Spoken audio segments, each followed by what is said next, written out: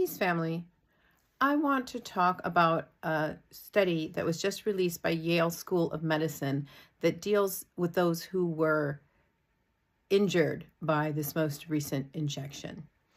And they sort of seem baffled by these results, and I'm not sure why we're baffled by results that show essentially that those who report deleterious effects after receiving this injection have high circulating levels of spike protein. Why do they have high circulating levels of spike protein?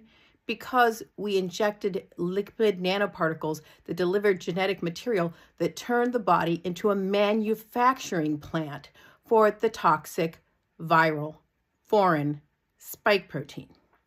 And that's exactly what this showed, that participants who reported injury, actually some of them were expressing spike protein up to 709 days after injection. 709 days after injection, their body was still making this toxic protein. Now, researchers seem baffled because those who reported injury actually had lower levels of neutralizing spike antibodies. So the whole point of this injection was to make the body make antibodies that would neutralize spike protein. And those who were injected but were not reporting injury actually had higher levels of neutralizing spike antibody. So their body may be making it, but it was also neutralizing it. However, those who reported injury, it looks like their body was making much more of the spike protein. And one very simple explanation for why they have lower levels of neutralizing antibodies is because eventually when you have something in your body is actually attacking the tissues that are making it. And that's what they found. They found that the killer T cells were up. What do killer T cells do? They're going to attack and kill cells that are making this toxic foreign spike protein. And so they see higher levels of killer T cells in the body of those who reported injury. So once your body has been your immune system has been chronically activated by the continual production of this spike protein, eventually the body's like, if we keep attacking ourselves, we're going to have major problems. So the immune system stands down. And what happens when the immune system stands down? Other viruses are reactivated, and indeed this study showed increased levels of activation of Epstein-Barr virus and herpes virus in those who reported injury. Another thing that happens when the immune system is chronically activated because the body is chronically producing a toxic foreign viral protein is that you have something called chronic immune activation that makes your immune system stand down, and it gets so whacked out that it starts making antibodies against self. So that's another thing that this study saw in those who reported injury, was that they had higher levels of autoantibody. That is going to be expected when you're constantly stimulating the body with a toxic foreign protein that the body just keeps making and making and making, as this study showed, up to 709 days.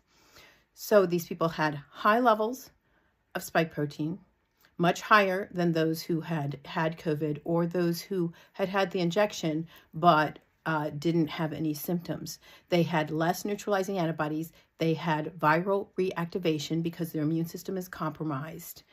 And, they did not produce these neutralizing antibodies because their body is apparently creating tolerance to this toxic protein, because otherwise it would just continue to attack itself over and over and over again. So these people were very symptomatic.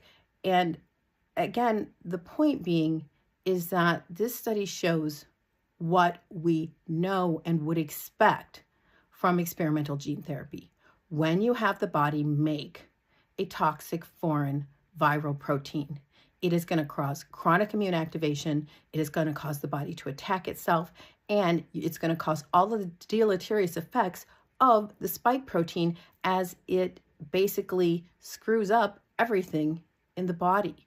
One thing that was particularly concerning is that in those who either had COVID or controls that may or may not have been injected, they also had high levels of circulating spike protein. So that means many of us are actually probably being affected by the spike protein, and we don't actually realize it because there are no clinical effects. We don't feel bad, but in fact, our body is still being compromised. So perhaps our neutralizing antibodies are taking care of it, but perhaps they're not. And so this is something that I think we need to take seriously, because this is an engineered protein that is extremely toxic to the body, that is affecting all of us, whether we've had COVID or whether we've been injected, and we need to do something about it.